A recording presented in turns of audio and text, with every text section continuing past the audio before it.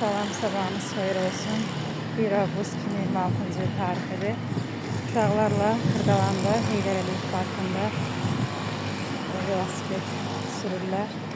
Gündüz vaxtı ona görə düşürtmüşəm ki, həm vitamin D qəbul etsinlər. Səhər saat 9-dan 11-ə qədər daha doğrusu vitamin D-nin ən yaxşı qəbul olunan vaxtıdır. Xeyirli.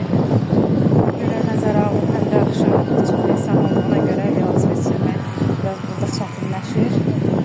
Qərara gəldim, səhər vaxtı çox düşürdüm uşaqları ki, həm təmiz hava alsınlar, həm də idman eləsinlər. Gördüyünüz kimi park çox gözəl, çox möhtəşəm görsənir. Uşaqların sayəsində mən də dincəlirəm.